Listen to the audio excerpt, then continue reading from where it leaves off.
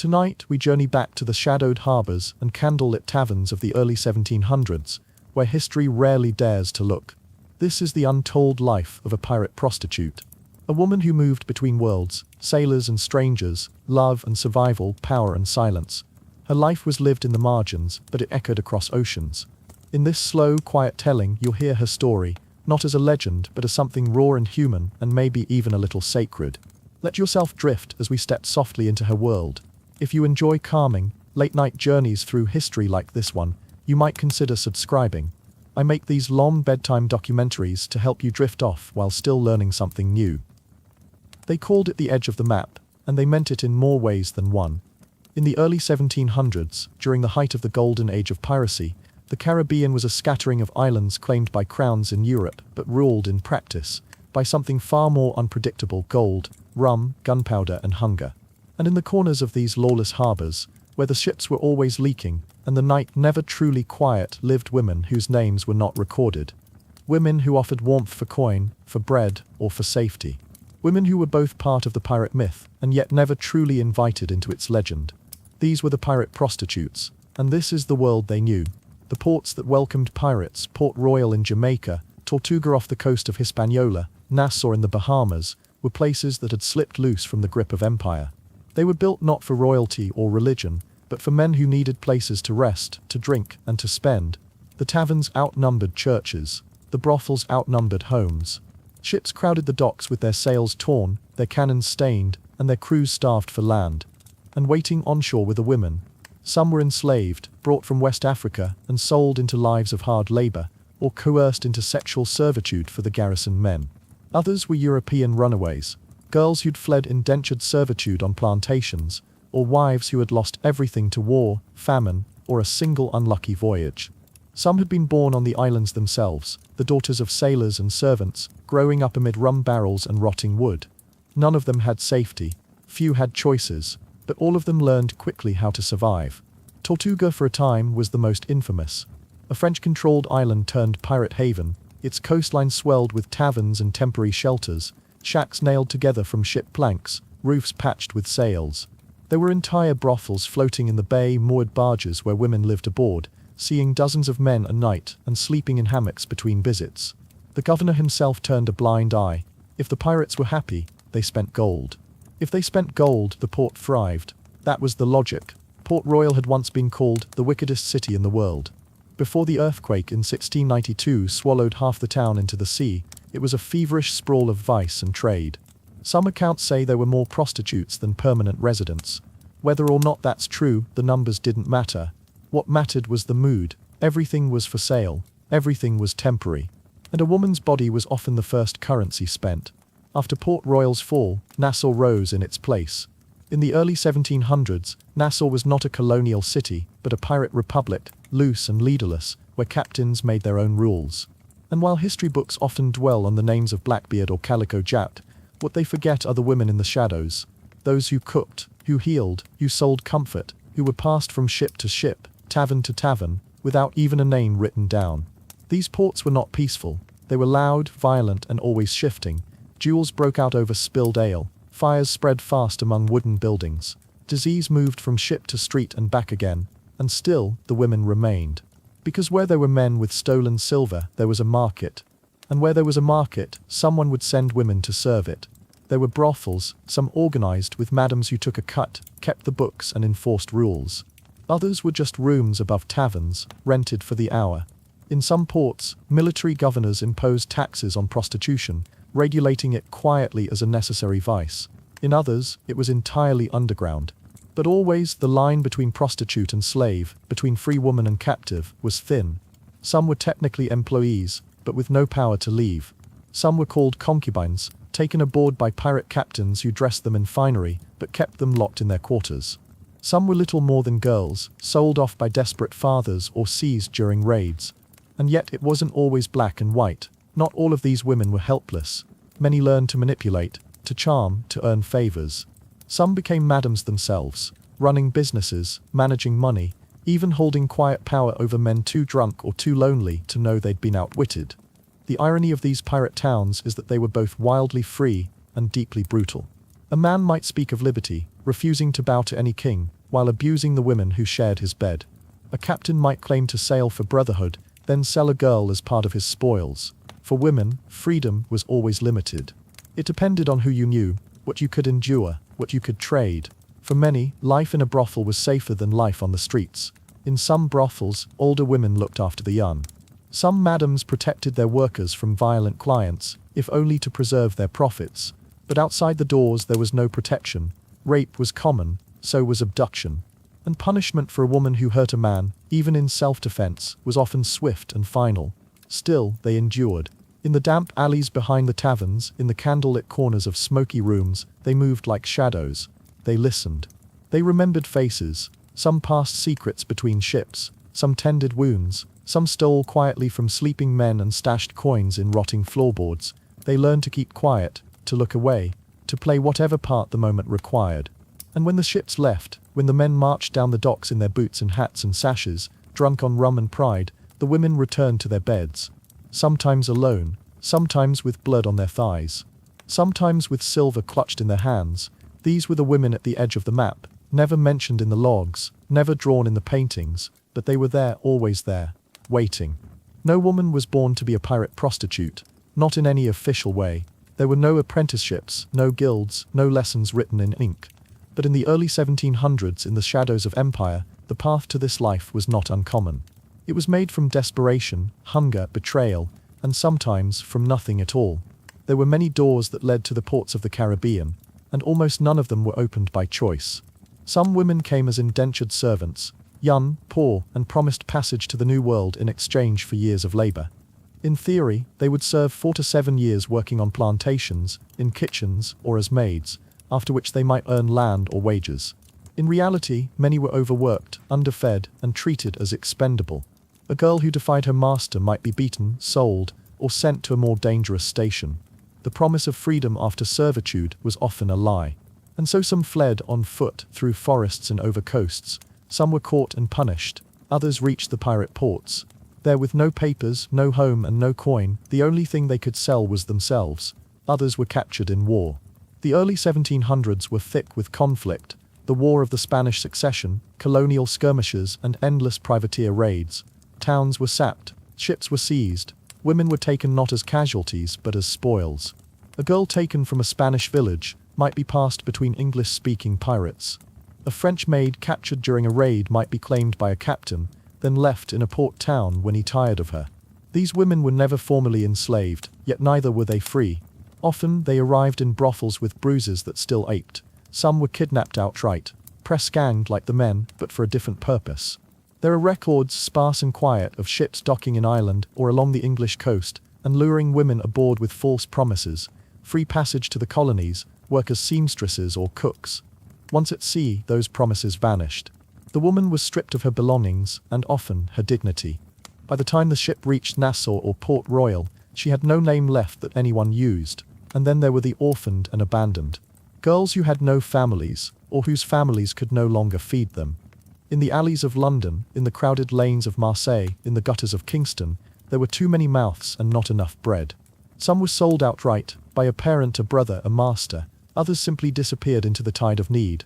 One day a stranger offered her a boat ride, or a coin, or a piece of fruit, and that was all it took. A few were born in the Caribbean, the daughters of soldiers, sailors, or servants, raised in the margins of these growing port cities. Their mothers may have worked as laundresses or cooks for garrisons, or as prostitutes themselves. These girls grew up fast, learning to carry water, avoid fists, and keep secrets. By the time they were 12 or 13, many were already being watched. By 15, most were no longer children in the eyes of the men around them. The line between sex work and sexual abuse was not always visible. A girl might be offered small gifts, sweetbread, a trinket, a dress, in exchange for submission. Older women, hardened and resigned, sometimes trained the younger ones. Better you choose, they might say, than wait for the choosing. Some women chose this life, though choice here must be handled gently. Perhaps she had no land. Perhaps she had been ruined in the social sense, cast out by a man, or by her family, or simply left behind by the march of fortune. Prostitution in these cases offered food, sometimes autonomy, sometimes even money. A skilled courtesan, rare but not unheard of, might earn enough to live alone, to buy her own bed, to pick her clients. But this was not the norm. And even for those who started with a sense of control, the violence and unpredictability of pirate towns could strip it away at any moment. There were also women who followed men they loved, sailors, pirates, or merchants. They may have come willingly, believing in romance or adventure, but love rarely lasted in the face of poverty, addiction, or betrayal. Many of these women found themselves alone in a foreign port, left behind when a ship sailed off with no promise of return. With no way home and no coin in hand, they did what they had to. One truth bound all these paths together. Women had almost no legal protection in this world. They could not vote. They could not own land in most places. They could not press charges against a man without risk. A woman's word was rarely believed, unless it supported a man's claim. And in pirate ports, where colonial oversight was weak or absent, justice belonged to whoever had a blade, a bottle, or a loud enough voice.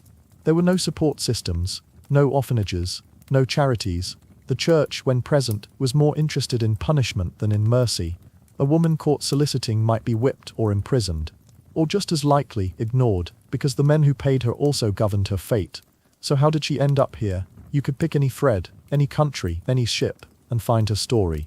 She may have once been a girl who danced in the kitchen of her father's house, or a woman who watched her village burn, or a runaway, heart-pounding, as she boarded a ship in the fog.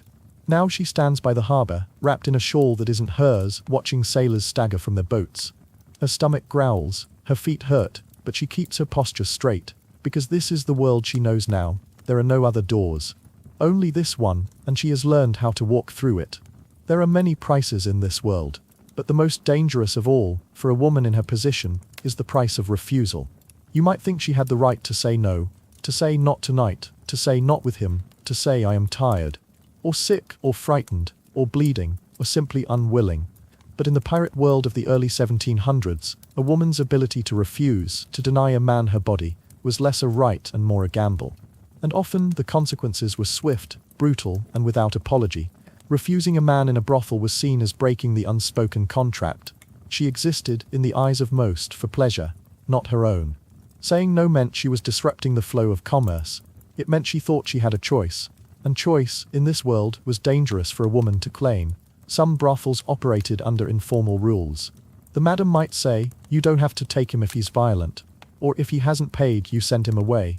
But these were luxuries, not guarantees. And the enforcement of such rules often depended on who the man was. If he was a pirate captain, feared and wealthy, the answer was already decided.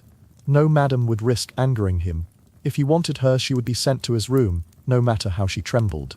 If she hesitated, she'd be reminded that there were 10 other women willing to take her place. And if she refused outright, if she backed away or struck him or ran, there would be punishment. Not for the man, for her. Sometimes it was immediate. A slap across the face, a hand around her throat, a punch that knocked her to the floor. Violence in pirate towns was as common as rain, and no one lifted a finger to stop it. Some men took her resistance as a challenge. Others took it as an insult. Either way, it only made them crueler. Other times, the punishment came later, delivered by the brothel keeper. She might be locked in a cellar without food.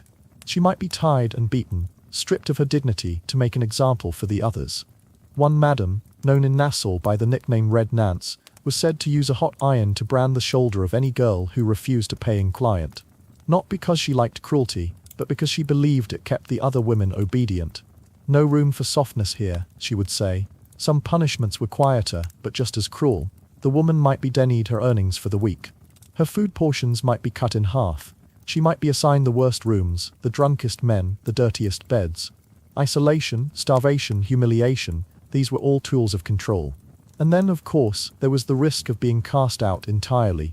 If a woman became too difficult, if she said no too many times, she might be thrown out of the brothel and left to fend for herself on the streets.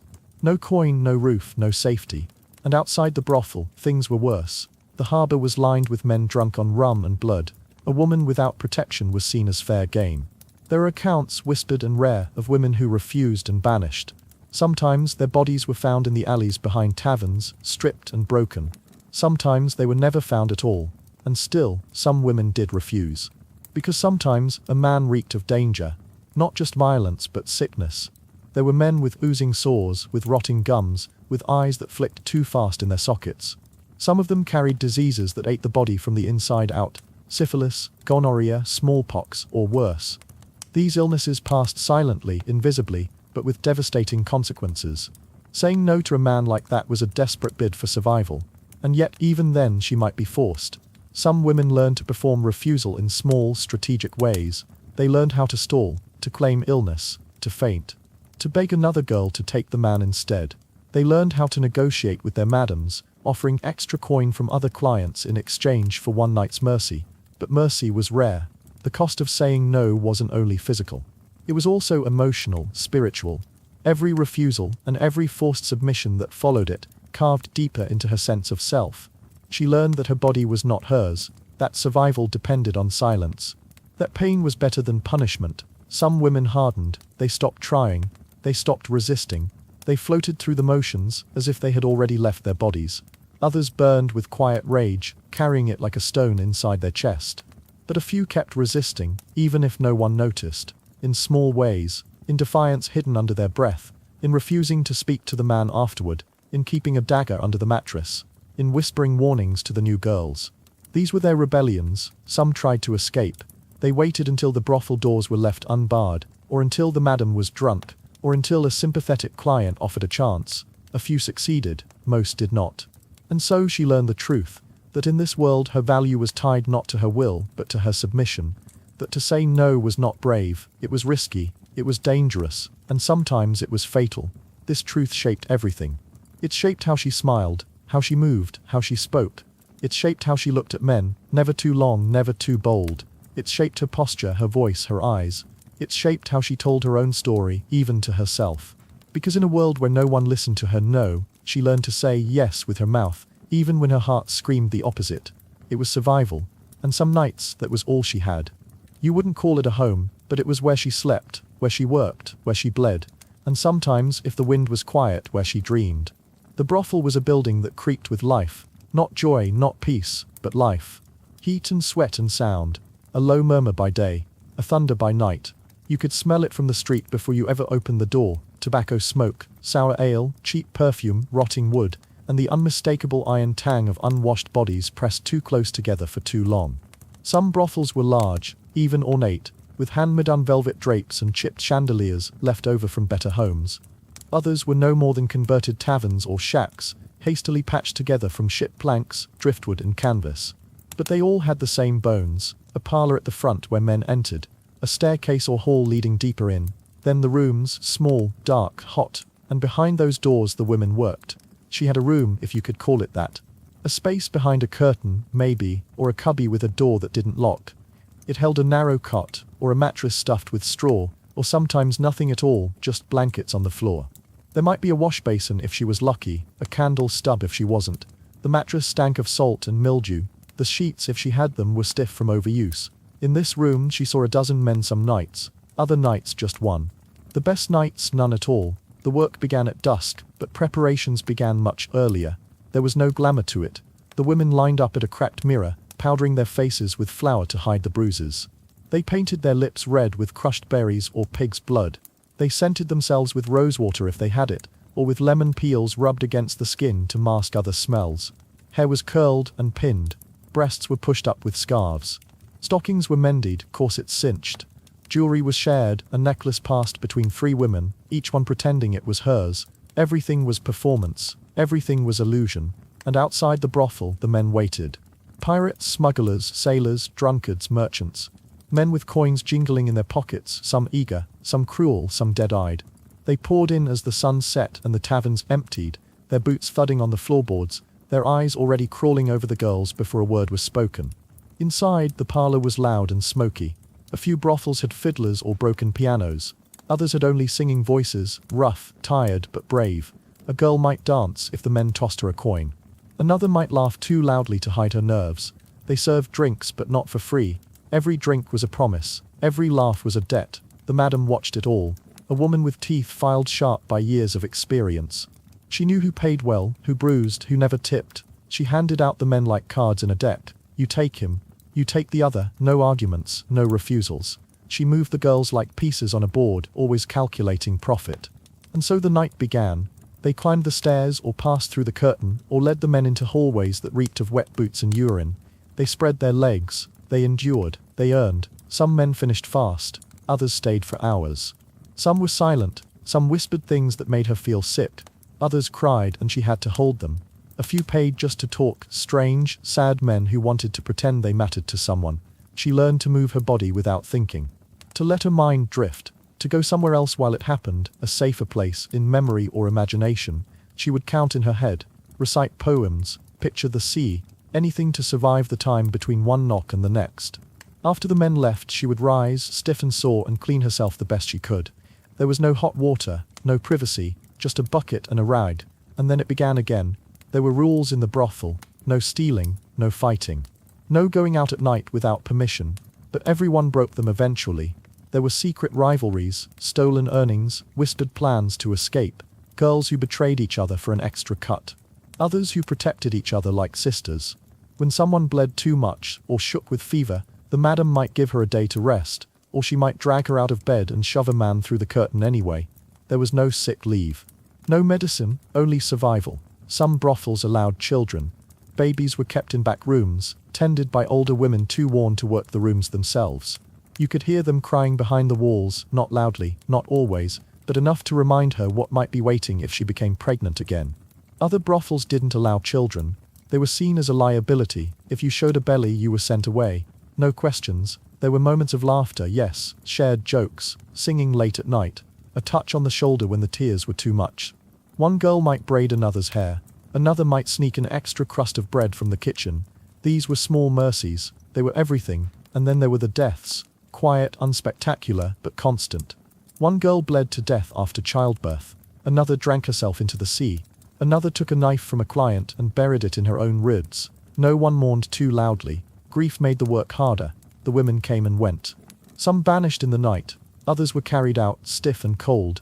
New girls always replaced them, fresh-faced and frightened, still believing they had choices. They would learn. She stopped counting the days. Time bent in the brothel. It moved in shadows and flickers. Some day she thought it had always been like this, that she had never been anything else. Just this body, this room, this noise. And yet part of her still listened for the sea, still dreamed of something quieter. A life with no knocking, a door she could lock, but that was fantasy. And this was the brothel, where life didn't stop, it just wore you down. There were always men, every shape and manner of them. The brothel didn't choose and neither did she.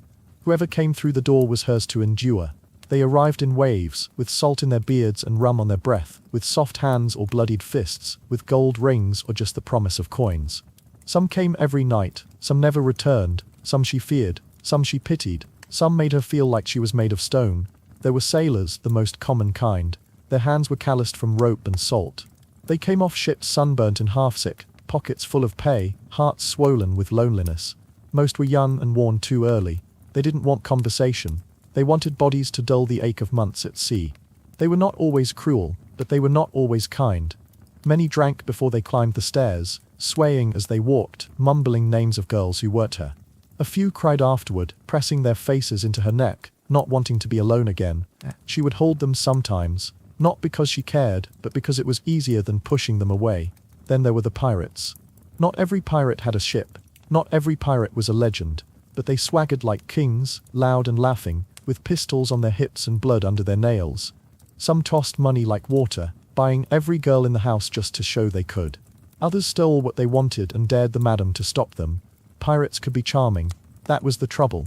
They would sing or dance or spin tales so vivid she almost believed them. They promised gifts, voyages, escapes. One might tell her she was beautiful in a way that made her forget, for a second, what he really was. Then he would close the door, and she'd remember. The merchants were cleaner, dressed better, carried themselves like gentlemen. They had coin and manners and sometimes even conversation. But they were not kinder. Their cruelty was measured, dressed in silence and control. They treated her like a transaction, a thing they had paid for, something to use and then forget. Some of them liked to talk. They told her about their wives, their businesses, their ships, as if she were a priest or a mirror. Some asked her to pretend to be someone else, a countess, a childhood love, a rival's wife. These games made her uneasy, but they paid well, and so she played along. There were drunks who barely made it through the door. There were boys pretending to be men, their hands shaking, eager and afraid. They were old men with yellow teeth and bones that cracked when they moved. Some were gentle, some rough, some quiet, some so loud it hurt her ears. They all left. That was the constant. They always left. Some men came to forget. To disappear into someone else for a few minutes. These were the ones who didn't look her in the eye, who turned her face away as they moved. They were ashamed, maybe, or simply didn't want to know her. Others wanted to be seen. Wanted her to laugh at their jokes, admire their muscles, pretend to be enchanted. These were tiring but manageable. She learned what to say, how to say it. She knew how to make them feel wanted. Not because she wanted them, but because that's what they paid for. They were the ones who asked questions, who wanted to know her name, where she came from, what she liked. Sometimes she lied. Sometimes she told the truth, if it was small enough to keep. Most times she said nothing at all. The dangerous ones never shouted. They whispered. They smiled. They asked for things too quietly. They liked control, and if denied, they became something monstrous. She learned to spot them, the men who laughed too softly, who tipped too well, who stayed too long after they were finished. Those were the ones who left bruises in places no one could see. There were men who hurt her and didn't even notice, who pulled her hair too hard, who pushed her too fast, who left her bleeding and didn't blink. They thought they were being passionate, or clever, or strong. She didn't bother correcting them. There were men who wanted to be hurt, who begged her to beat them, spit on them, call them names. She didn't understand it, but she did it. She had to. The coin mattered more than the meaning. Some men were kind, truly, not many but some. They asked permission. They moved gently. They thanked her. These were the ones that haunted her the most, because they reminded her of what it could be like. What it might have been, if she were free, if she had met them elsewhere, if she was someone else. But she wasn't. She learned their habits. The way a merchant's boots sounded on the stairs. The way a sailor knocked 3 times. The smell of a man before he spoke. She knew when they would finish, how long they'd last, what they'd pay. Her instincts sharpened like knives. She could read a man by how he looked at the door, by how he didn't. There were times when they talked to her as if she mattered. Times when they asked about her life, her thoughts. And she would feel it, that ache to speak, to be real. But the moment passed. It always passed. Their hands would move again. Their eyes would change. And she would disappear again into the thing they needed her to be. Some gave her gifts, trinkets, beads, a hand-carved comb, a bottle of wine. They thought it meant something. It didn't, not to her, not anymore. She kept a few things in a small box under the bed. Not from love, but from memory. A coin from a man who died at sea. A silk ribbon from one who never spoke. A silver ring she found on the floor and never returned. These were not treasures, they were reminders. That they were real, that it happened. The men left scratches on her, inside and out. Some faded, some never did, but always another would come. And she would open the door, and she would become someone else. The first night is a threshold, no one crosses, without leaving pieces of themselves behind. The air was heavy, thick with humidity, and the bitter scent of tobacco, salt, and spilled rum. Outside the narrow window, the harbour's lanterns flickered faintly, casting uncertain shadows that danced on the cracked plaster walls. Inside, the brothel breathed with life, a steady rhythm of whispered curses, the scrape of boots on wood, and the distant crash of waves breaking on the reef. But in this small, dark room, all those sounds faded into a dull roar, swallowed by the tightening knot of fear settling in her stomach. Her fingers trembled as she grasped the thin fabric of the dress she'd been given, a faded, threadbare gown, rough against her skin. It smelled faintly of mothballs and mildew. She pulled it tighter, as if the fragile garment could shield her from what was coming. There was no mirror to catch her reflection. No one had told her what to expect, what to do, how to survive this moment. No lessons, no warnings except the silent ones whispered by women who had walked this path before her. She was alone. The door creaked open. The lantern light spilled in, and a man stepped through. He was large, his frame towering and broad-shouldered, face weathered by years at sea. His eyes were cold, hard, and dark as a stormy night. The smell of sweat, tobacco, and the brine of the ocean clung to him like a second skin. He smelled of salt and stale beer and something darker, the sharp, biting tang of violence. He did not speak. There was no greeting, no question. He reached for her as if she were already his possession, because in this world she was. His hands were rough and unforgiving, pressing into her arms, gripping her tightly. Her skin was raw, her muscles taut with tension. Every nerve screamed for escape, for safety, but she was caught in a storm with no wind to carry her away. She closed her eyes, not wanting to see what was coming. She bit her lip until it bled. The taste of iron filled her mouth. The weight of his body, the sharpness of his touch, the cold indifference in his movements, all pressed down like the sea's crushing depths. She felt herself break apart, piece by piece, and yet somehow stay whole. She learned to float, to drift somewhere beyond the room's walls, beyond the man's grasp, somewhere safe. The first night was more than a single event. It was a turning point, a brutal rite of passage into a world that would demand every ounce of strength she had, and more. Pain was inevitable. Bruises blossomed across her skin, blue and black and purple like storm clouds. Her voice was raw from stifled cries. Her body trembled from exhaustion and terror. But beyond the physical wounds, the first night carved into her soul, a quiet death of innocence, a shattering of hope. Afterwards, when the man left and the door slammed shut, she lay there trembling, alone in the dark. The silence was deafening. The faint creak of rats in the rafters, the distant laughter from the tavern, the drip of water somewhere nearby, all reminded her that life went on outside. But for her the world had narrowed to this small, suffocating space. No one came to comfort her. No one held her. The madam might bring a pitcher of water, a rough blanket, but warmth was scarce. She was expected to rise the next day, to greet the next client with a forced smile, to bury the night's pain beneath a mask of false cheer. The women who came before her had learned to hide the wounds, applying flour to cover bruises, wearing scarves or high collars to conceal marks on their necks. They whispered secrets of survival in low voices, how to breathe through pain, how to smile with a cracked heart, how to make the nightmare seem smaller, more bearable. Some nights the pain was unbearable. Sometimes the men were cruel beyond words, dragging her by the hair, breaking her skin with nails or teeth, demanding more than she could give. The first night was often the worst, the moment her body betrayed her spirit, and she knew that every night would be like this unless she found a way to protect herself. Yet somehow there was a strange kind of power in survival. The first night marked her crossing, no longer a girl with dreams, but a woman shaped by the merciless tides of the pirate world. With every passing hour, she learned how to turn pain into endurance, fear into silence, submission into survival. In the days and weeks that followed, she would find ways to guard her heart. She would learn the difference between the men who might show kindness and those who would never care. She would discover how to negotiate for mercy, how to choose when to speak and when to stay silent. But the first night was always the hardest, the night she lost herself, so she could survive another day.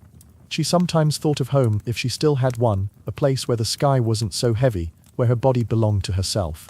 But those thoughts were dangerous. They made her vulnerable, and in the brothel vulnerability was a death sentence. Instead, she wrapped her shawl tight, pulled the blankets close and closed her eyes, and in the darkness she dreamed. Dreamed of a sea calm and endless, of a world where the wind was gentle, where the night held no shadows, where a woman could walk without fear. But for now, this was her world, and the first night was only the beginning. The brothel was a place where life and death were strangers, who often crossed paths. Illness crept through its rooms like an unseen shadow, bending bodies and breaking spirits in quiet, relentless ways. The air hung heavy with the smell of sweat, stale ale, and the faint, metallic tang of blood, a constant reminder that sickness was never far away. It clung to the skin, seeped into the bedding, and whispered warnings no one could afford to ignore.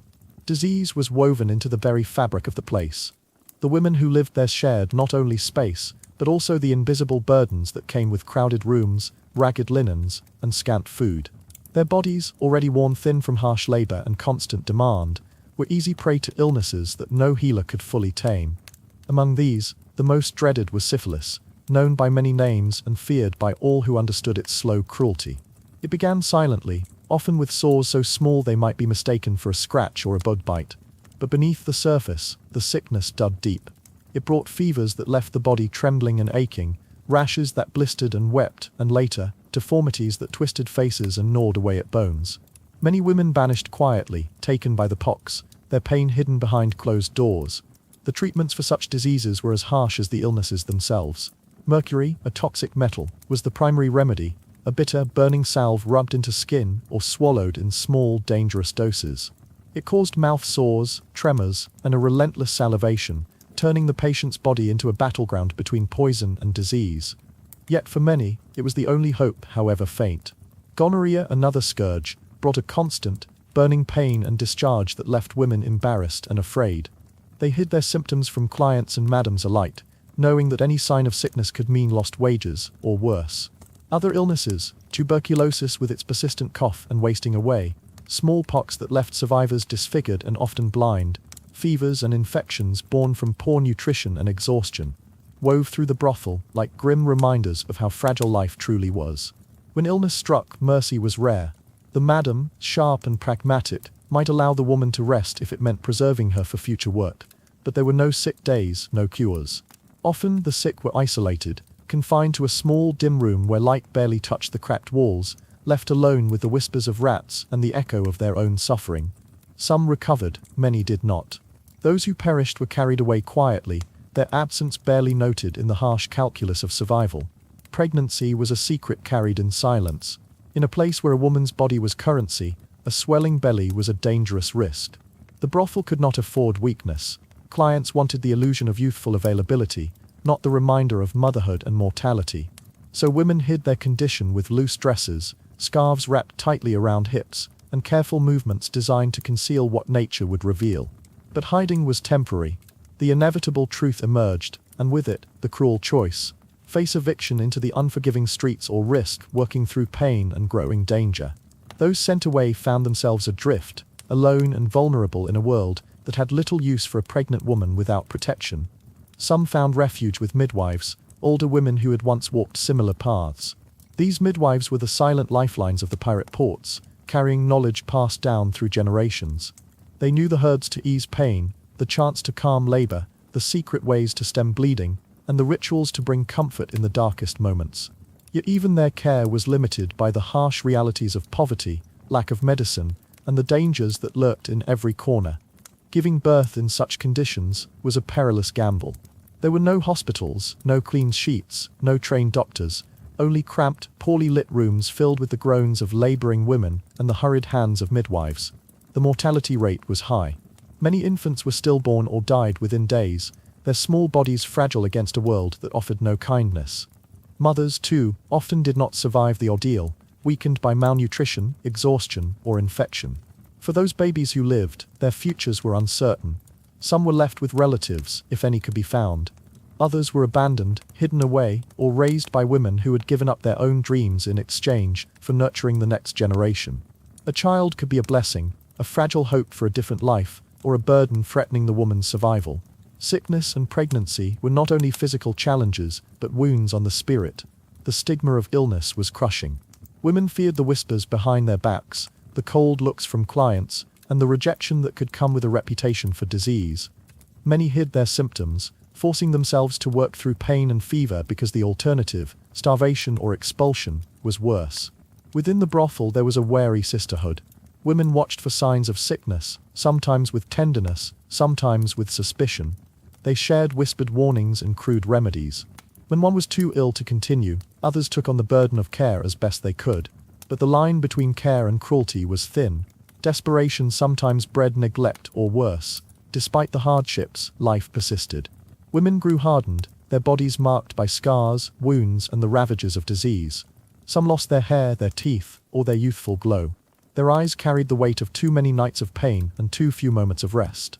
Yet they endured, finding small moments of laughter, camaraderie, and fleeting comfort amid the shadows. Midwives stood as the quiet angels of this grim world. They carried more than knowledge of herbs and births. They carried secrets, hopes, and the whispered prayers of women too broken to speak. Their hands were gentle but firm, their voices low and soothing. They held the lives of mothers and children in their grasp, often at great risk to themselves. These women were rarely mentioned in official histories, but their impact was profound. Without them, even fewer would have survived the brutal realities of pirate port life. The brothel was a crucible where sickness, hope, despair, and survival entwined in endless cycles. Each day was a battle fought not just with others, but with one's own body and spirit. And yet despite the odds, despite the relentless darkness, the fragile flame of life flickered stubbornly on. In the dim, smoky rooms of the pirate-era brothel, love was a fragile, flickering flame, one that many women thought they had long extinguished, only to find it stubbornly glowing beneath the ashes. The harsh reality of their lives left little room for romance, yet even in such unforgiving places, the human heart sought connection, warmth, and understanding. Loneliness was the shadow that followed them everywhere. It was a quiet ache in the middle of a crowded room, a hollow silence beneath the laughter and noise. Despite the constant presence of men, some desperate, some cruel, others merely lost to drink and time, the women rarely found solace in their company.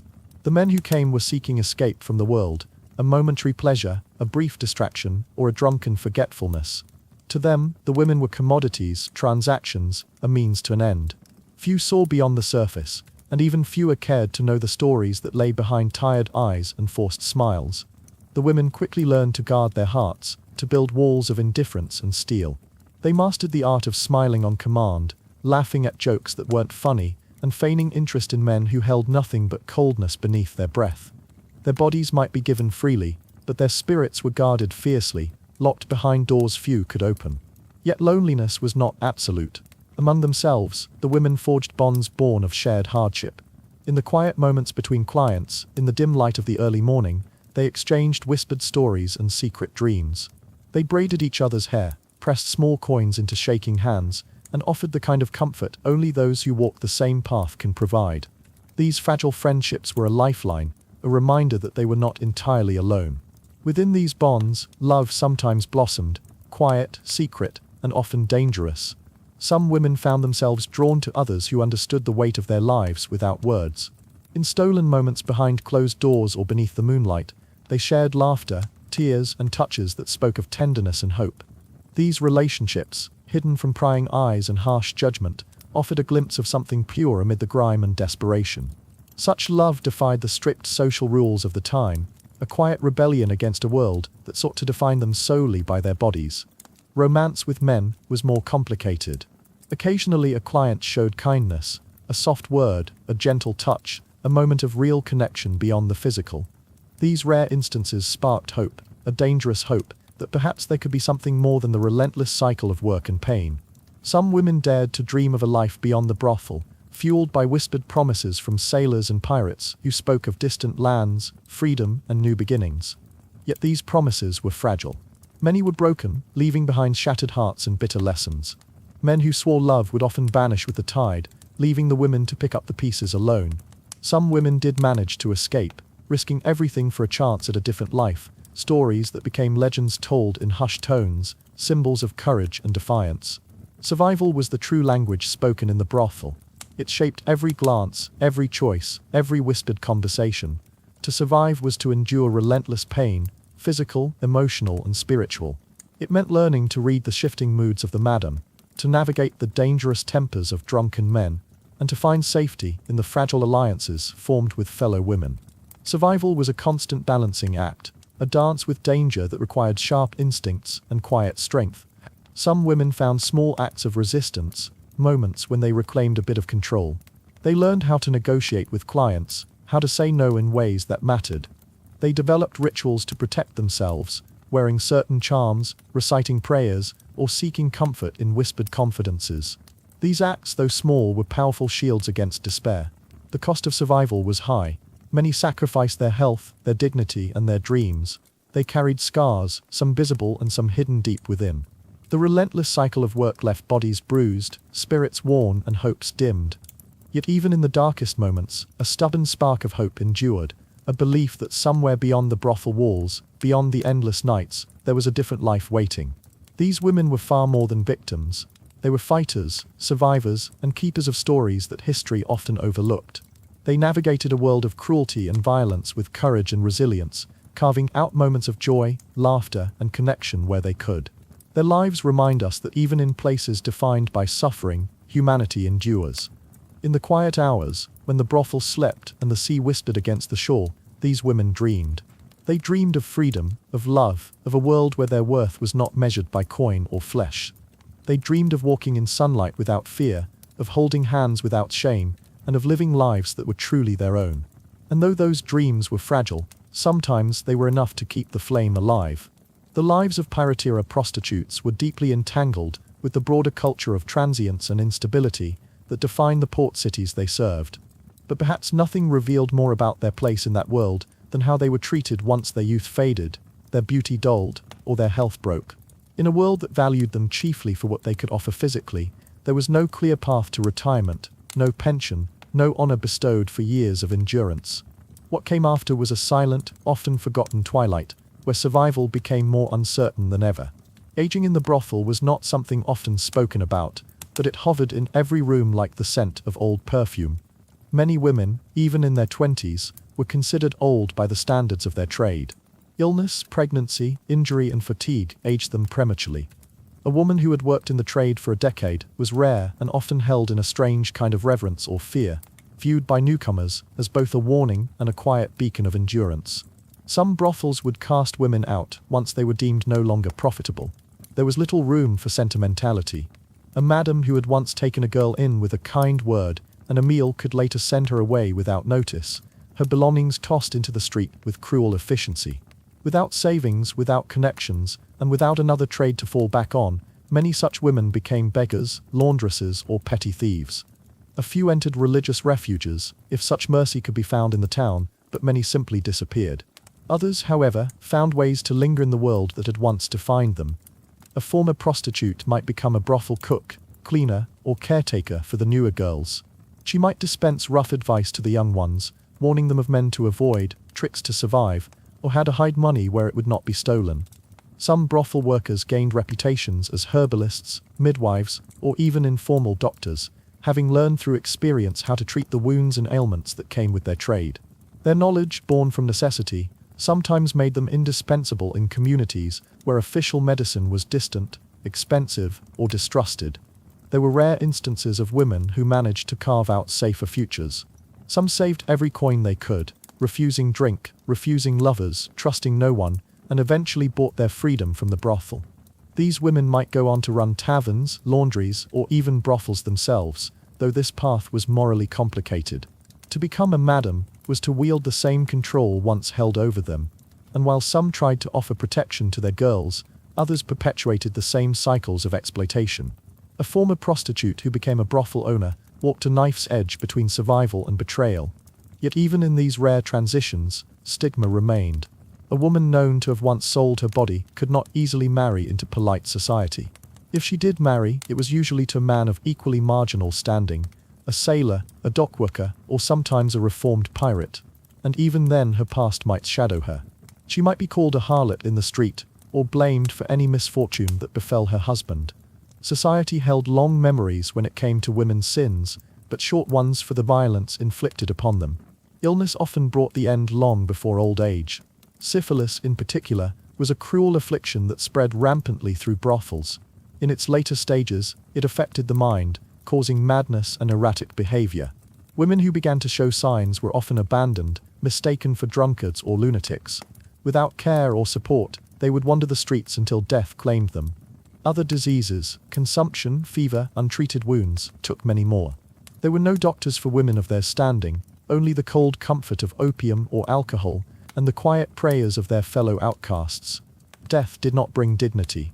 Many brothel women were buried in unmarked grave, with no ceremony, no loved ones to mourn them. The stories vanished as quietly as they had lived, forgotten by history, ignored by society. The few who did leave behind records did so through court documents, arrest records, or the rare account of a sympathetic traveler. Their names, if they survived, were often misspelled, their lives condensed into labels. Drunk, vagrant, harlot, thief. And yet their impact rippled outward in ways that went unrecognized. These women were part of the lifeblood of maritime culture. They cared for wounded sailors, provided companionship to lonely men, and helped to shape the emotional, economic, and physical reality of life along the coast. They endured with a strength that often went unnoticed because it was not loud or violent. It was quiet, persistent, rooted in the will to live. Some women, even in their final years, found ways to reclaim fragments of dignity. They took in younger girls as unofficial apprentices, taught them how to spot danger, how to say no without provoking violence, how to keep a hidden stash of coins. These whispered lessons were survival tactics passed down like oral history. They didn't change the world, but they changed lives, sometimes saving them. In that way, the oldest among them became silent architects of resistance, ensuring the next generation had a little more knowledge, a little more power than they had been given. In the stories passed between women, there was sometimes a mention of one who got away, who married a merchant, moved to the country, or opened a flower shop in a small town far from the sea. These stories were rarely verified, and many doubted they were true, but they were told all the same, like bedtime tales for the weary. They gave hope, however fragile, hope that perhaps escape was not a fantasy, that perhaps redemption was not beyond reach, that perhaps after everything, a woman who had once been used, hurt, and discarded might find peace. These hopes mattered. In a world so relentlessly cruel, the mere idea that something better could exist was an act of rebellion. It meant that a woman could still imagine herself as more than what the world told her she was. It meant that even in the shadows, a dream could flicker like candlelight, defying the wind. This part of the story is harder to trace in historical records, because it was not the sort of story history cared to preserve. But it existed all the same, in the sighs of old women watching the sea from dusty windows, in the songs sung softly to children they claimed were orphans, in the way some names disappeared from brothel ledgers and were never seen again. Some women perhaps did find lives beyond the walls. Perhaps they lived quietly, growing flowers, raising chickens, tending to their own peace. If so, their silence is understandable. For what better way to end a life of being seen only through the lens of men's desire than to disappear, to finally become invisible on one's own terms? And if they didn't find peace, if their lives ended as they began, in pain and poverty, then perhaps they live on through the telling of their stories now. Through the imagining of their voices, through the whisper of memory, through the soft reverence with which we remember them not just as harlots or outcasts, but as women, complex, wounded, powerful in their endurance. They remind us that there is no simple end for a life shaped by such forces. That survival, even in its quietest, smallest form, is a legacy. And that sometimes, to be forgotten by history, does not mean to be unworthy of remembrance. It only means that we must work harder to hear the echo of their footsteps in the alleys of old port towns, and in the stillness of the sea at night. Not every form of love in the shadowed corners of a pirate port involved men. In the drifting candlelight of a brothel room, or behind the stitched canvas flats of a makeshift tent, there were also women who turned quietly toward one another. These were not the tales that made their way into court records or travelogues. These stories lived in soft glances, hushed whispers, and the private solace of two souls trying to survive a world built to forget them. For many women in the trade, men were synonymous with labor, pain, and risk. Their bodies were not temples in this world, but vessels rented by the hour. And over time, that transaction began to hollow out something within. Not just the exhaustion of it, not just the fear of disease or violence, but something quieter, something that spoke to the deeper ache of intimacy unshared, touch ungiven without a price. But then, sometimes, there was another woman. Perhaps it began in silence, in the slow brushing of hair after a long shift, in holding each other to keep warm in winter when the coals in the hearth had burned out and no quiet had come, in the firm grasp of a hand when a customer had grown too cruel and someone had to step in. These gestures, so small in the eyes of the world, were everything to those who had almost nothing. For many, it was not a matter of names or declarations. Love did not arrive with ceremony. It crept in like a rising tide, gentle, quiet, undeniable. Two women might share a room under the guise of saving space. They might keep their earnings together, help one another with lace or stitching, and split bread more evenly than others. There were no terms for what they were, there was only care. It was in these relationships that some women found the one thing most absent in their dealings with men: comfort without danger. The intimacy that didn't come with bruises, with bargaining, or with pretending to enjoy something that felt like being emptied out. With another woman there could be silence, and it would not be awkward. There could be tenderness, and it would not have to be feigned. In this shared refuge, they might curl together not for coin, but for peace. Such relationships were not always sexual, and they did not need to be. The word love in those days did not always distinguish between kinds. It was the act of deep, human connection, the loyalty of one woman who would shield another from the wrath of a drunken customer, or from the hands of a violent madam. It was the promise to share one's only coat, to give the last of one's wine, to stand watch when fevers came and sweat poured and no one else cared. And sometimes it was more. A love that would today be called romantic. In a world that saw them only as flesh, some women chose to give their bodies freely to one another instead. They would not name it. They would not explain it. They would simply exist in it, in stolen moments between shifts, or in the rare and golden times when there were no knocks at the door. A whispered laugh, a shared secret.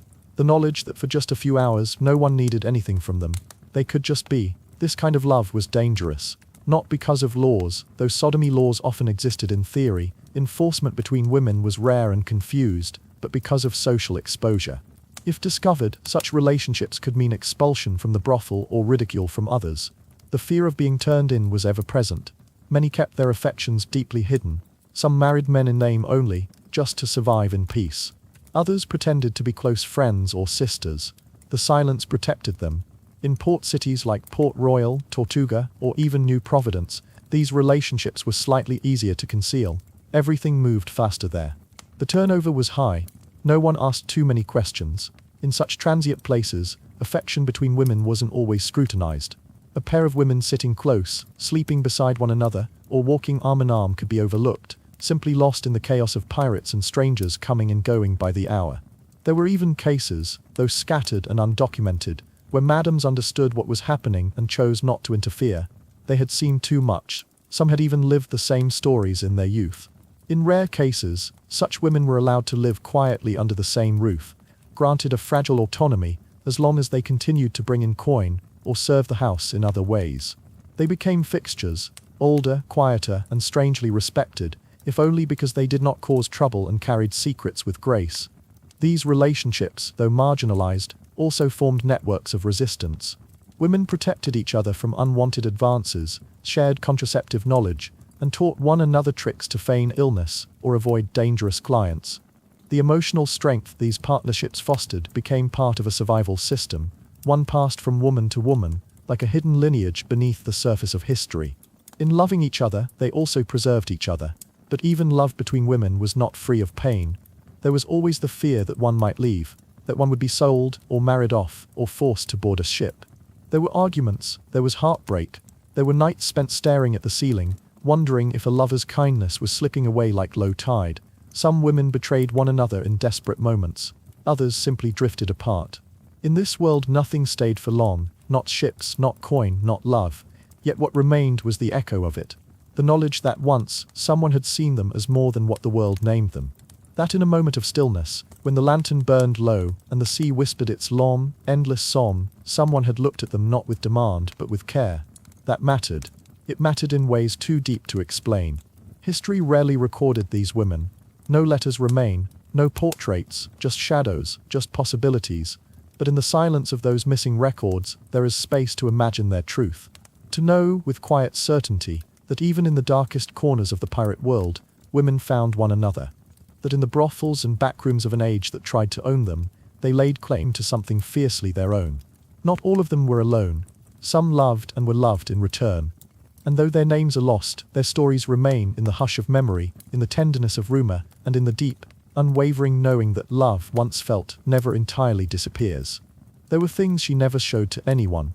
Not even the other women she lived beside, or the men who paid for her time, or the madam who watched her earnings with sharp, tired eyes. In a world where nearly everything was taken, her name, her safety, her body, there remained a few small things that were entirely hers, not valuable in coin perhaps, but precious, sacred. Proof that she still existed beyond what the world believed of her, hidden beneath a floorboard, tucked deep in a stocking, or sewn into the lining of her one good coat, she kept them close. A necklace, a folded piece of paper, a ribbon, a small wooden carving. These were not treasures in the way pirates measured them, but to her they were lifelines, anchors to something quieter, softer, older than the life she was forced to live. The necklace was cheap, even then, not silver. Not gold, just glass beads on a fraying string, but it had been her mother's, or at least that's how she remembered it. It had survived the journey from wherever she came from, an English village, a Dublin alleyway, the burnt remains of a plantation, and it had remained with her through every move, every night's shift, every time she'd had to sell a little more of herself to stay warm.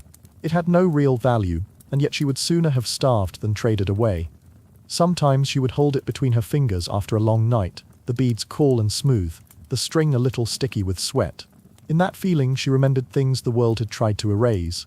A home, perhaps, or a voice singing, or the sound of a sister's laughter, long lost now, but kept alive in that one fragile object. She also had a letter. Its ink had run from humidity long ago, the paper brittle and stained from salt air. She could barely read it anymore, and perhaps never really could. But she remembered what it said, or at least, what she imagined it had once said. A promise, a farewell, a confession of love. It might have been from a man, someone who had meant to come back but never did. Or maybe a mother, a father, a friend. The truth didn't matter as much as the act of keeping it. She would take it out some nights, unfold it with reverent fingers, and stare at it until the shapes blurred and the tears she didn't know she'd been holding finally fell. That letter had seen too much. It had been carried inside her dress on ships, buried under mattresses in brothel rooms, nearly taken by a rat once and rescued with a whisper of panic. But it had survived. so had she. And in that fragile sheet of paper, the two were forever bound. Then there were the shoes. They were hardly fashionable. The leather was worn to softness, the heels uneven. But they were hers, not issued, not gifted by a client, not stolen. She had bought them herself, one coin at a time, saved in secret, passed over meals and warmth and comfort just to own something she could walk in with dignity. And when she wore them, she didn't feel like a woman for sale. She felt like someone on her way somewhere, someone with purpose, someone real. Owning shoes might seem small, but in the early 1700s, for a woman in her place, it was radical. Clothing was borrowed, traded, stolen. Most women wore whatever was passed down to them, whatever fit closely enough to not fall apart. But those shoes had been chosen, paid for, and that made them an act of defiance, a refusal to be reduced to nothing but function. Even if she wore them only on Sundays, or under her skirt when no one would see them, she knew they were there. And they reminded her that she still had choices, however small. These little luxuries weren't about vanity. They were about survival of the spirit. A comb with a broken tooth, used each morning with care. A bottle of rosewater diluted past recognition, dabbed behind her ears before meeting a client, not for them, but for herself. A bar of soap wrapped in cloth, kept from common use and saved for days when she could bathe alone. These things whispered to her that she was still a person, still a woman who deserved beauty and softness, even in a world that gave her none. She kept a book too, its cover cracked, its pages spotted with mildew. Perhaps she couldn't read it fully. Perhaps she just liked the feel of it in her hands, the way turning a page sounded in the hush of evening. In a life ruled by other people's schedules, other people's hands, other people's demands, that book was hers. A small, silent friend, a piece of the world no one else touched. She had a secret language of these items, a private world made of scraps. Each one reminded her of who she had been before, or who she still was under the surface. They gave her something to return to when the nights were too long, the men too rough, the ache in her bones too loud to ignore. When she lay alone, staring at the ceiling, she would count these things in her mind like beads on a rosary. 1, 2, 3, I'm still here, I still matter. Sometimes she would dream of escape, not the kind pirates spoke of with buried treasure and distant islands, but a quieter escape. A cottage perhaps far inland, a garden. A single locked chest at the foot of a bed, where all her little things could rest in safety. No one to take them, no one to ask for them, just silence, just peace. And maybe she would let someone in one day, a lover, a friend. Someone to whom she could say, this was mine, without shame. But even if she never did, that wouldn't make them less real.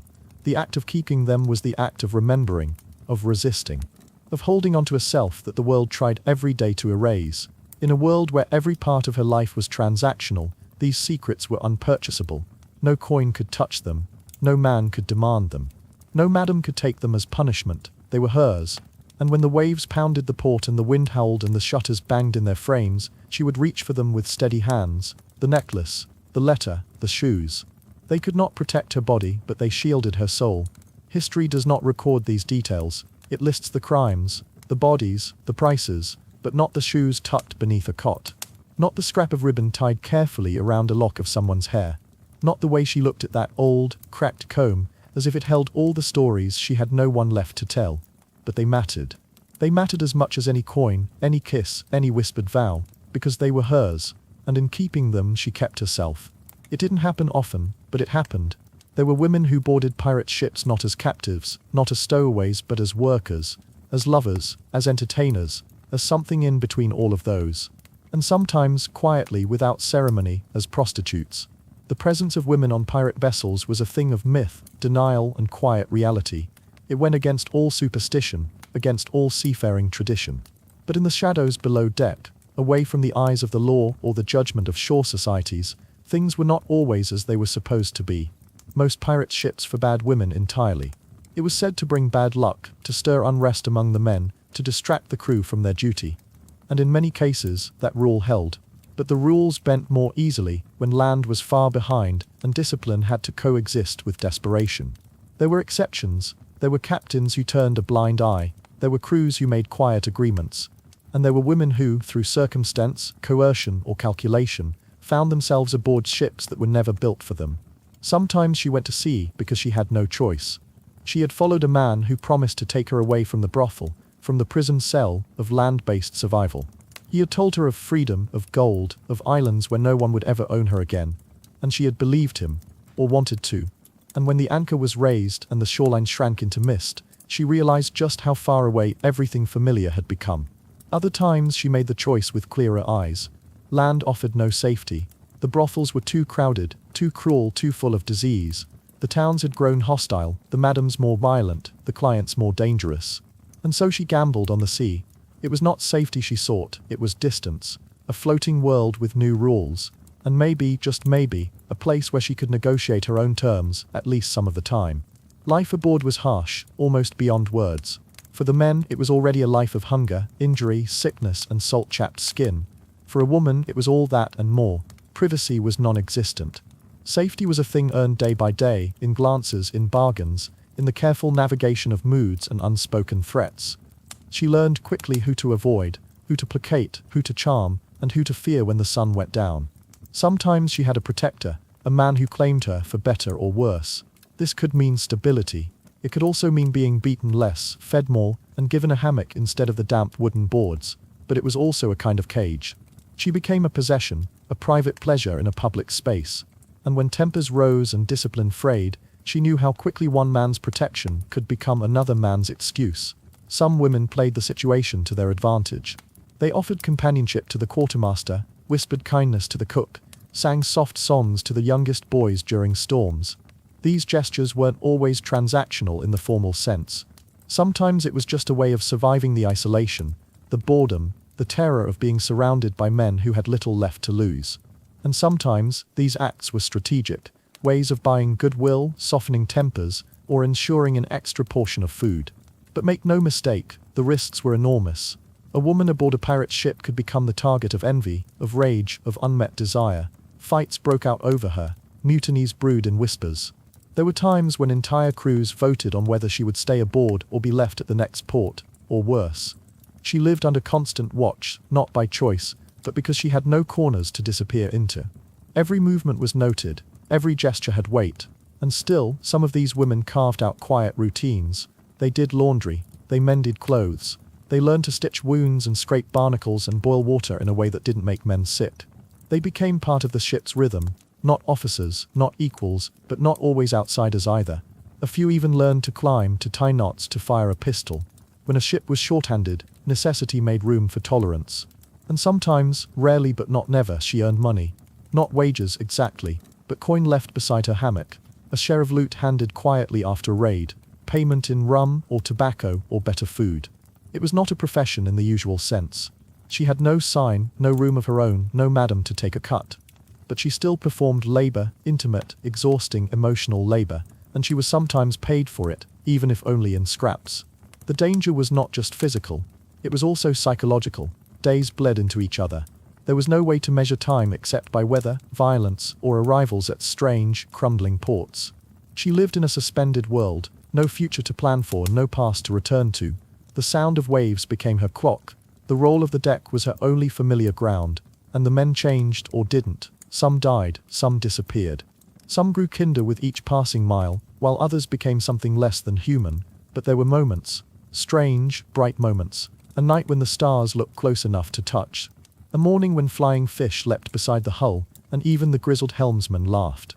A song sung in the dark by voices softened by rum.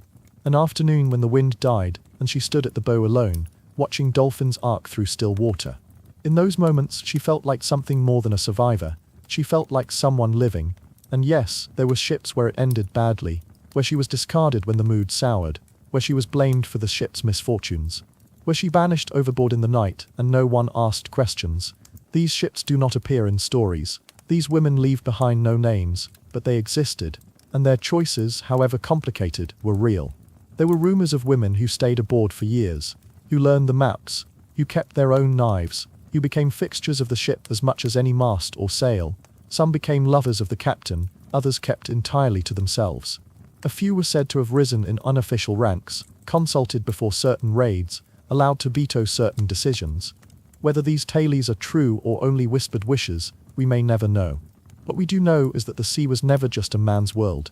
Even when men tried to make it so, even when the laws said otherwise, women found their way aboard, sometimes willingly, sometimes desperately, sometimes both at once.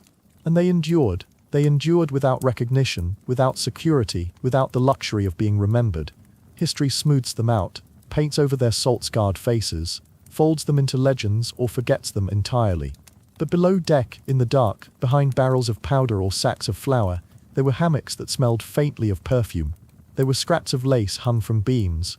There were voices singing lullabies in languages no one else spoke. And there were women, real women, making lives in the narrow space between danger and survival. They were not many, but they were there, and they mattered. Life aboard a pirate ship was a constant, unyielding test of endurance. For a woman, especially one who worked as a prostitute or companion to the crew, it was a daily walk on a knife's edge, fraught with peril, uncertainty, and moments of brief relief. The ship was a confined world, a floating cage crowded with men whose lives were shaped by violence, survival, and the ceaseless hunger for gold and freedom. Privacy was non-existent. Every moment was exposed to watchful eyes, every action scrutinized, every movement measured against the shifting tides of power and danger. The harsh truth was that a woman aboard such a vessel could rarely hope for safety or respect. The boundaries between allies and predators blurred, and the need to navigate this ever-shifting landscape defined her existence. Harassment was not a rare occurrence, it was woven into the fabric of daily life. The crowded decks and cramped quarters offered no sanctuary from leering looks, crude remarks, or unwanted advances. The men, fueled by long months at sea, frustration, and the heavy weight of lawlessness, could be merciless in their behavior. Yet even amid this threatening environment, survival depended on performance, not only of sexuality, but of temperament, loyalty, and quick-wittedness. A woman had to become adept at reading the moods of the crew, anticipating violence before it erupted, and knowing when to assert herself or when to retreat. This performance was exhausting, a constant balancing act between appearing available and guarded, engaging and invisible. She learned which men could be placated with a soft word, which could be calmed with laughter, and which were best avoided altogether. Some men took a perverse pride in their brutality, testing limits to see how far they could push. Others, perhaps scarred by their own lives or desperate for connection, could be gentle in unexpected ways. Understanding these nuances could mean the difference between life and death. The crowded ship left no corner untouched. Hammocks swung within arm's reach of one another. The galley, the hold, the narrow passageways, all spaces where men and women crossed paths constantly. There was no lock on a door, no curtain thick enough to block sound. Moments of privacy were fleeting and fragile.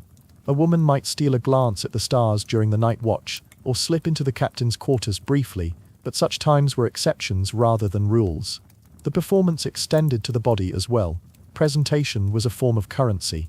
A carefully arranged scarf, a faint scent of lavender oil, a polished pair of shoes could buy a few moments of grace or kindness. Even the way she moved, slow, deliberate, or quick and practical, communicated volumes. She was constantly aware that every gesture was observed, catalogued, judged. Yet beneath the surface, there was resilience. The knowledge that to survive, she had to control the narrative of herself. She might laugh loudly to dispel tension, or use humor to deflect an uncomfortable advance. She learned to use silence as a shield. Sometimes, a well-timed apology or a whispered compliment softened even the hardest of men. Other times, sheer force of will kept her standing when others fell. The social dynamics aboard were complex. There were alliances formed between men and women, fragile truces born out of necessity. Some crew members took it upon themselves to protect certain women, often in exchange for favors or companionship. These arrangements were informal, unwritten, and could be as precarious as they were vital. A protector could offer a shield from harassment, a warm blanket on cold nights, or a promise to warn before a storm of violence. But those protections were never guaranteed. Power shifted quickly, and a protector might turn into a predator, or abandon her at the worst moment. The web of alliances was tangled and fraught with risk. To navigate it required skill, intuition, and an unshakable sense of self-preservation. Performance was not limited to survival tactics alone. Some women found ways to carve out small spaces of influence. They might use their knowledge of men's secrets, the crew's routines, or hidden stores of goods to gain leverage. In some rare cases, women acted as mediators during disputes or whispered counsel to captains in moments of uncertainty. Their presence was never official, but it was undeniably felt. Despite the constant challenges, moments of genuine camaraderie occasionally blossomed. A shared joke in the mess, a song sung softly as the ship rocked on the waves, or a hand offered in steadying the deck during a storm. These fleeting connections provided brief respites from the relentless tension, reminders of shared humanity amid hardship. In this enclosed, volatile environment, every woman learned to walk the tightrope of visibility. To be seen enough to be protected, but not so much as to become a target. To speak when necessary, but not so often as to invite scrutiny. To give just enough to survive, and to hold back the rest to protect her spirit. The ship was a crucible where every day was a test of strength, wit, and endurance. For women aboard, survival was not simply a matter of escaping harm. It was about maintaining identity in a world that constantly tried to strip it away. It was about resisting invisibility without inviting danger. It was about performing the impossible act of being both seen and unseen, vulnerable and invincible. These women's stories are often lost in the roar of cannon fire and the clash of swords. They are absent from the grand tales of treasure and mutiny, yet their presence shaped the life of the ship in quiet but profound ways. They held the crew together, eased tensions, and sometimes in their own subtle ways, wielded influence over the course of events. Living among predators and allies, with no room for privacy or error, these women embodied resilience and adaptability. They reminded us that even in the harshest environments, survival is an act of courage, and identity a quiet rebellion. There were rare moments when the harsh tides of pirate life shifted, and a woman aboard a ship found herself protected, not as property, not as a prize, but as a person granted respect. This was not an everyday occurrence. It was not something to be expected, but when it happened, it changed everything, if only briefly. These moments of protection and power were like flickers of light in a dark sea, illuminating what could be, if only for a little while. Sometimes protection came from the crew as a whole. A man might stand up and speak out when another crossed a line too far. A captain might lay down a strict rule: she is to be left. The men, bound by code or fear, would grudgingly obey. These were not grand gestures of kindness, but hardened bargains forged from necessity or respect. The woman had to earn that respect, often through sheer force of will, endurance, or loyalty. Earning respect was a dangerous game. It meant proving value beyond the obvious. She had to be more than a body or a commodity. She needed sharp eyes to watch the horizon, quick hands to mend a torn sail, a steady nerve in a gunfight or a brawl. She had to understand the rhythms of the ship and the men, learn their fears and ambitions, and become indispensable in her own way. When she could show that she mattered to the crew's survival, they might begin to see her differently. This power was fragile, a candle flame flickering in the wind. It came at a cost. The price was vigilance, constant, exhausting vigilance. She had to maintain the delicate balance between being strong and being vulnerable. She had to avoid provoking jealousy or resentment, knowing well that power among pirates was often challenged with violence.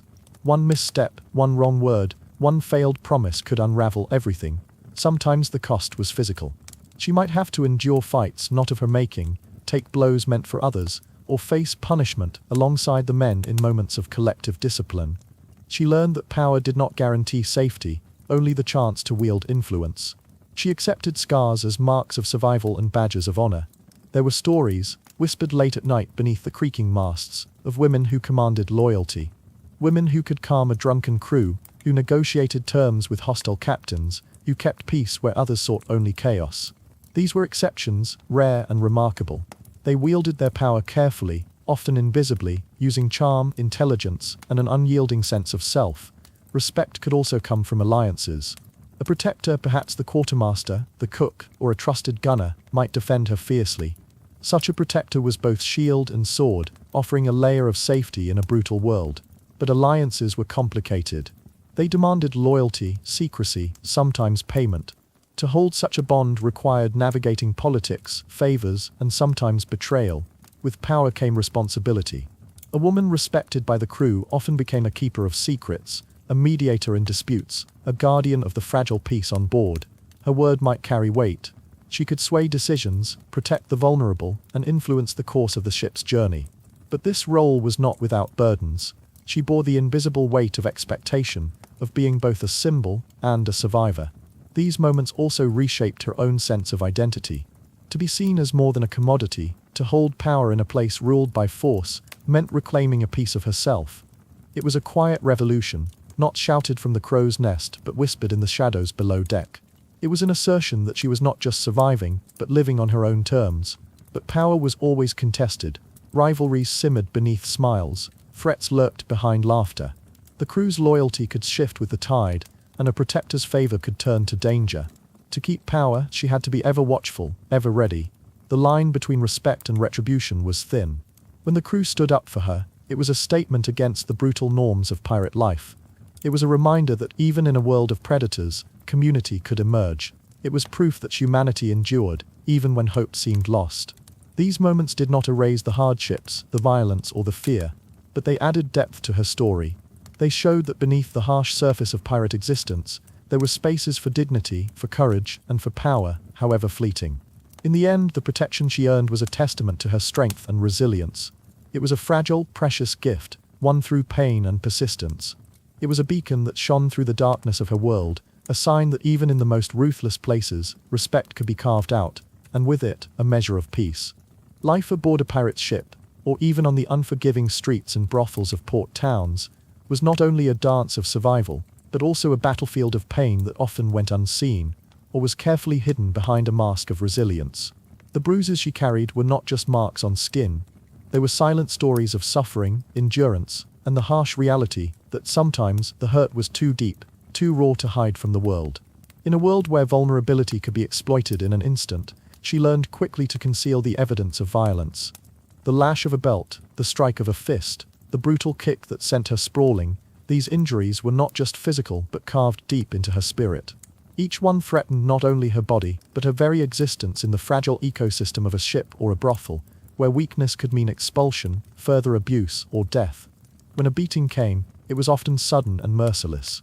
Sometimes it was punishment for defiance, speaking out of turn, refusing a client, angering a madam or a captain.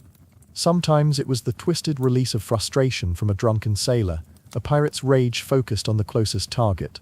And sometimes it was simply cruelty for its own sake, a dark assertion of power in a world where rules were few and fear was currency. But the moments after the violence were where true strength often showed. She learned to retreat from the eyes of the world, to hide her pain beneath layers of clothing, under the flicker of lantern light, in the quiet corners where no one looked. She would press cold cloths to swollen eyes, rub salves made from herbs whispered about in secret, and try to sleep through the ache that throbbed in bones and skin. Recovery was a lonely process. There were no hospitals or healers waiting in the docks to offer care. Medicine was a mixture of folk remedies, rumor, and desperation. A poultice of crushed leaves, a touch of vinegar, the bitter warmth of rum to dull the edges. These were not cures but lifelines, passed from woman to woman in quiet exchanges, a sisterhood of shared pain and whispered advice. Some women helped. Those who had survived their own bruises, who understood the code of silence, who had learned to see beneath the surface. They bandaged wounds with care, shared what little food they could spare, and offered a shoulder to lean on. Their help was a rare balm, a fragile trust in a world that often broke bonds as quickly as it formed them. But there were also those who looked away, men who pretended not to see, or who blamed her for her injuries. Fellow women who saw weakness as a threat or a burden. The crew might avoid her, fear contagion of pain or bad luck. In such a world, silence was sometimes the loudest noise, a refusal to acknowledge suffering, a denial that allowed violence to continue unchecked. The emotional scars were as deep as the physical. Bruises faded with time, but the fear, the shame, the isolation lingered. Nights were haunted by memories of pain, moments when her body had been taken against her will or struck without mercy. The silence she kept was both shield and prison, protecting her from further harm but trapping her in solitude. There were times when she wanted to scream, to break free from the unrelenting cycle. But her voice was swallowed by the roaring sea, by the shouts of the crew, by the endless demands of survival. Speaking out risked more violence, more punishment. And so she endured, holding the silence like a fragile thread, afraid to let go. Yet within this silence, there was also resistance. The very act of surviving, of waking each morning and facing another day, was a quiet rebellion against the brutality that sought to erase her. Each step forward, each breath drawn in defiance of pain, was a testament to her resilience. In hiding her bruises, she protected not only her body but her sense of self, the part of her that refused to be broken. History often forgets these silences. The records speak of battles and plunder, but rarely of the quiet suffering that shaped lives in the margins. Yet it is in these hidden moments, these bruises and silences, that the full story of her strength is written. The story of a woman who bore the weight of violence with unspoken dignity, who found ways to heal in the shadows, and who carried on against all odds. And as the ship sailed into the dark horizon, as the tavern doors closed behind her, the bruises faded beneath the surface, but the courage they marked remained. It was a quiet courage, unheralded and often unseen, but it was hers, and in it lay the unbreakable truth of survival. Escape was not just a thought. It was a rhythm that beat beneath her daily movements, hidden under every breath and careful glance. It began as a quiet idea, one that surfaced while she was brushing her hair or staring out a window, an unspoken prayer to be elsewhere. Over time, it grew into a plan, or at least the shadow of one, because for a woman in her position, escape was not a door she could walk through. It was a maze of locked corridors, guarded dates, and sharp-eyed watchers who knew exactly how to spot a flight risk. The very fact that escape was dangerous made it sacred. Most women didn't speak of it directly, but when a girl ran her fingers over a rope on the dock, or looked too long at a ship's mast, others took notice. And when a woman vanished without a word, the silence she left behind spoke volumes. The rooms she used to clean, the corner she used to sit in, it all became part of the question. Had she escaped, or had something darker happened? There were different kinds of escape. Some were strategic. The woman waited until the madam was distracted, until the quartermaster was drunk, or the weather too stormy for anyone to bother checking on her. She made alliances, perhaps with a sympathetic sailor or a kitchen boy or even another woman who promised to distract the crew. She counted coins carefully, hidden in hems or soles of shoes. She saved crumbs of information. The timing of the tide, which ship was heading where, which alley led where. In ports, she might try to vanish into the city. If she had a change of clothes, she'd put it on. If not, she'd walk fast and pray not to be recognized. In the chaos of Nassau or Port Royal, some women made it to churches, to sympathetic traders, or to other brothels where their old names meant nothing. Others stowed away in carts beneath salt fish or sugar sacks, holding their breath while wheels bumped over uneven stone. Some escapes were barely thought out, impulsive decisions driven by violence, fear, or a single moment of opportunity. She might run barefoot into the jungle after a beating, or leap overboard at night with nothing but the clothes on her back. These attempts often ended in tragedy. The sea swallowed many who didn't know how to swim.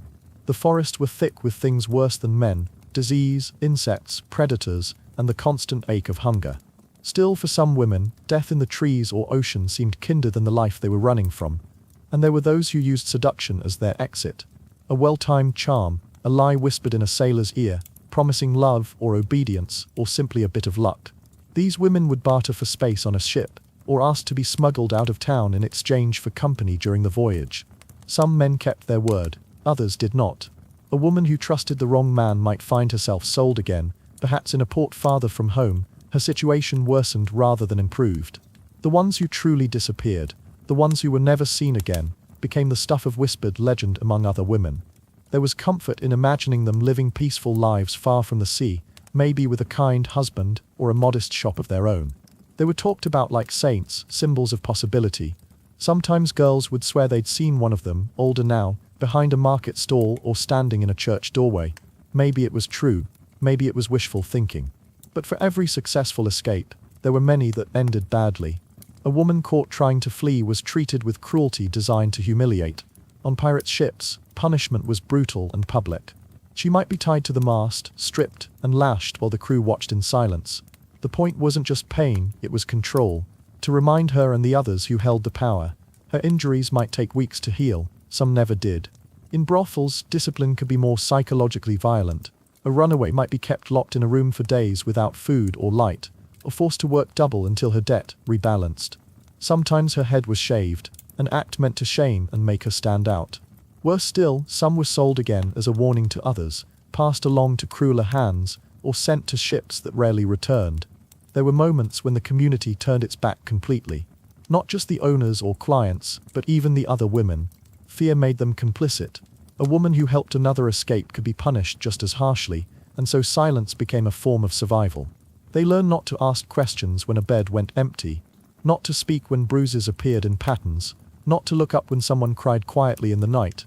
Yet in rare cases, someone helped. A friend who risked everything to slip her a key, a sailor who kept his word, a cook who left a door unlocked.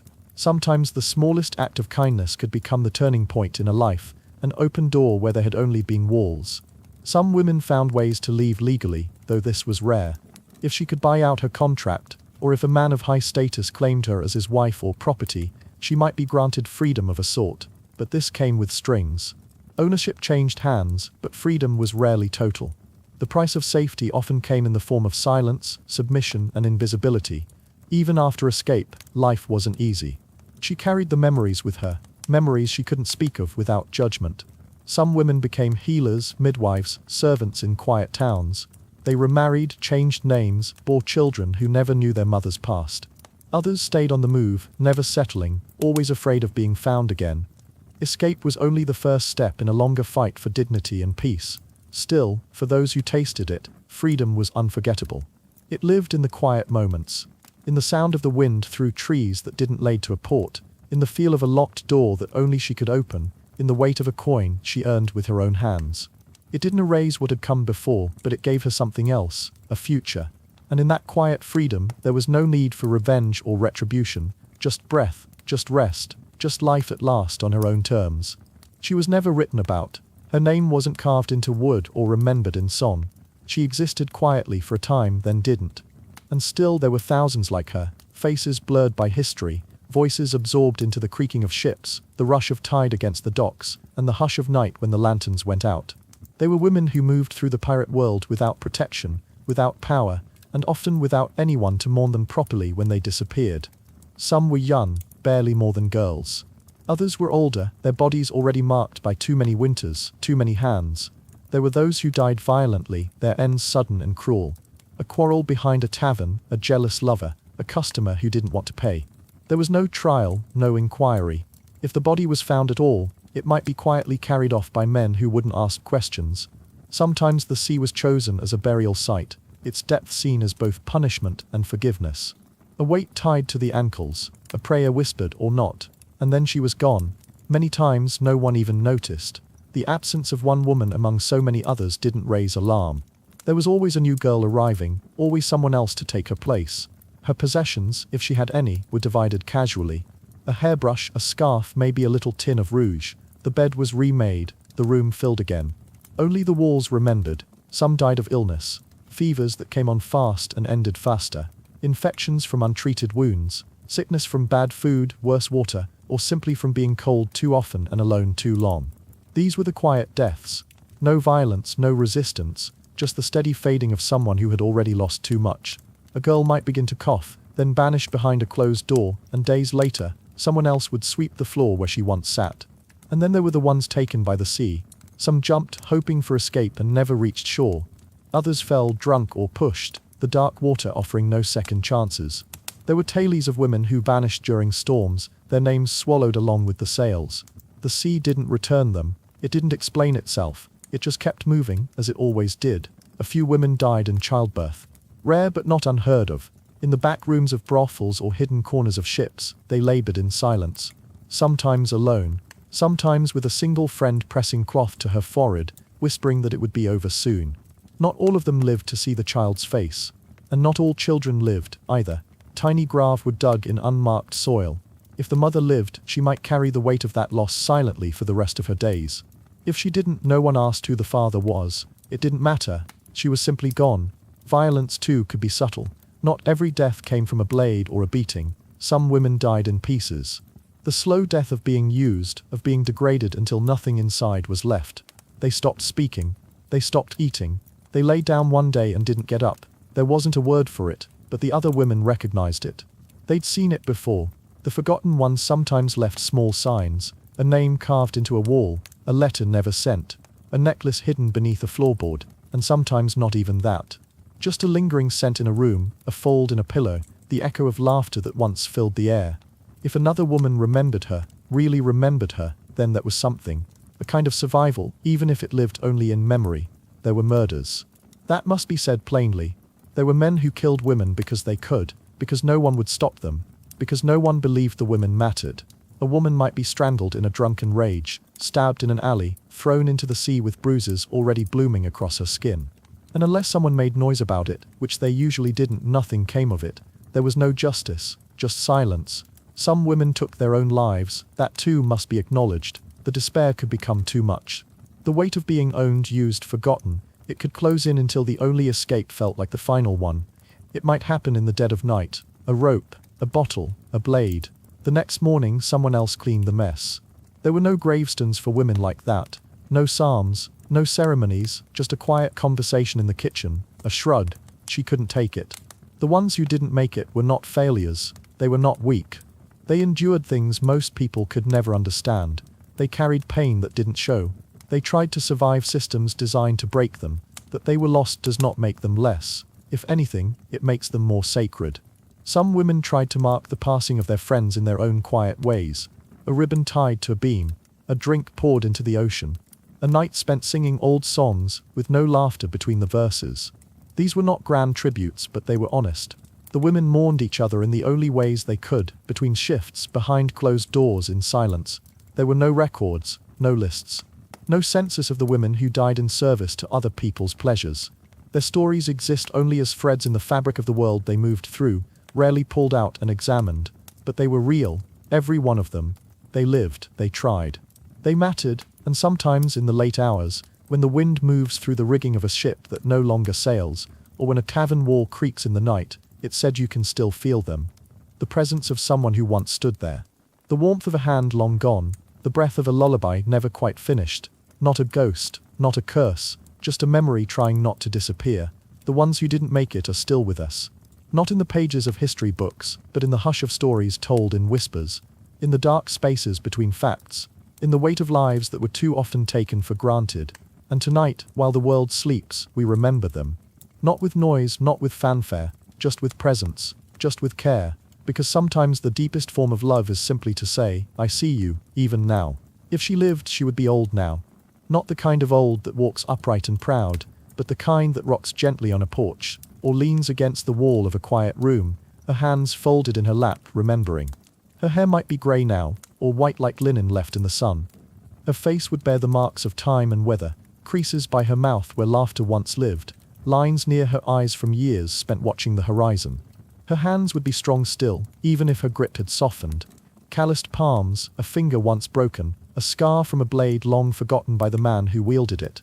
Her body would ache in the rain, her voice would be low. Not from weakness, but from the habit of keeping secrets. She would not speak of the worst things, not often, not unless the hour was late, the room quiet, and the listener kind. But if she did, her words would come slowly, not out of fear, but because truth is heavy when it has lived inside a person for so long. She might describe the smell of salt and sweat in the ship's hold, the way the boards groaned at night like they were sighing in their sleep. She might recall the face of a friend who didn't make it, or the feel of her own ribs after a beating, the breath knocked out of her like wind from a sail. But she would also talk about other things, things harder to explain. The strange comfort of sisterhood, in places where women had no business surviving. The quiet joy of being left alone for once. The pride of learning how to tie a knot better than any man on board. The secret pleasure of having her name spoken gently, just once, by someone who meant it. Perhaps she ended up in a town no one would think to look, a place far from the docks. A garden maybe, chickens. A small fence she mended with her own hands. A cup of tea warming her palms in the early morning. She might have told the neighbors she once worked in trade. She might have lied and said she was a widow. Or maybe she said nothing at all and let them wonder. Sometimes silence was the only armor left. It's also possible she didn't live. That her body lies in an unmarked grave behind a brothel, or beneath the waves, her bones part of the sea floor now. Perhaps she was one of the ones who vanished without a sound. But even if she died young, even if her story ended before it should have, she is not gone, because we remember her. Not her name, history never gave us that, but the shape of her life, the ghost of her breath, the weight of her endurance. The woman who survived is not always the one who lived the longest. Sometimes she is the one who simply refused to disappear, who left behind a trace, an act of defiance, a thread of kindness, a look that made someone pause. Survival takes many forms, not all of them involve breath. Maybe she left behind a child. Maybe she carved her initials into a wall. Maybe someone loved her once so deeply that her memory burned itself into their bones. Or maybe she told her story to just one person, one girl on the edge of womanhood, who remembered every word, who grew up repeating those stories in her head like lullabies, who understood without being told what survival really meant. And now we carry her, in this moment, in the telling. Her voice moves through the quiet, not loud, not angry, just steady, just present. A voice that once shouted into the wind but now speaks softly in the darkness, so you might hear it as you drift towards sleep. She reminds us that history is not just the names etched in books or the portraits hung on walls. History lives in whispers, in worn hands, in bruises that faded but never fully healed. It lives in the quiet resilience of someone who kept going when there was no reason to, in the stillness after the storm, in the memory of someone who once stood alone and still chose to stay standing. She is not a symbol, she is not a lesson, she is not meant to inspire you, she simply was, she lived, that is enough. Her story, though unrecorded, is real. And now it is ours to hold, gently, with reverence. Tonight you might imagine her there, old maybe, in a warm room, with a blanket over her knees and the creak of floorboards beneath her rocking chair. Or maybe she's walking along a shoreline, the sea to her left, the wind tugging at her shawl. Or maybe she is just a feeling, a soft reminder that someone somewhere endured enough pain for 10 lives and still carved out one of her own. Whether she made it to old age or not, whether she rests beneath earth or ocean, she has been remembered. Not by the world, not by kings or scholars, but by you here, in the still hush of night. That is the justice she never received in life. That is the love that outlived her. Let her rest now. Let her be safe. Let her be warm. And let her story, even in the quietest corners of your heart, remain. And now we come to the quiet end of her story. The woman who moved through salt air and smoke, who survived in the corners of pirate harbors, who loved and lost, and endured behind closed doors. She was never meant to be remembered by history, not the way kings or captains are. Her name, if it was ever written, has been smudged away by time, and no monuments were ever built for her. But even so, her life mattered. Her pain, her laughter, her small defiant joys, all of it was real. And in some way, by listening tonight, you've helped carry her forward. Just a little, just enough. You may be lying in bed now, eyes soft, breathing slow. Maybe the sound of waves is still echoing in your imagination, or the creak of ship timbers, or the soft flicker of lantern light through a fogged tavern window. Let those sounds stay with you as you drift off, carried gently toward rest. Her story was never just about hardship. It was also about tenderness, about secret friendships, quiet glances, and the rare moments when someone reached out a hand instead of raising one. In the dark corners of this forgotten world, there were still flickers of love, of protection, of stubborn, unspoken care. And while she may have passed without fanfare, without a proper grave, and without her story ever making it into the grand books of history, something of her survives in the telling. In the soft sharing of stories at the edge of night. In this exact moment, now, where you're half awake and safe in the stillness. If you enjoy these kinds of calm, thoughtful journeys into the quiet parts of history, you might consider subscribing. I create these long bedtime documentaries to help people fall asleep, not with noise, but with something slow and human. Something that respects your rest, but still speaks to your curiosity. Stories like this one, sometimes sad, sometimes strange, always real. Whether you drifted off halfway through or stayed with me to the final sentence, I'm glad you joined me. There's something comforting in knowing that, even late at night, someone out there is listening. That somewhere quietly, a piece of the past is being remembered. New stories like this appear often, some about ghost ships, some about lost cities, some about people just like her, trying to survive in a world that never made space for them. So if this brought you some peace, some curiosity, or just a little company while you closed your eyes, I invite you to come back again. There's always another story to tell, another tide to follow. Until then, rest well, you're safe here.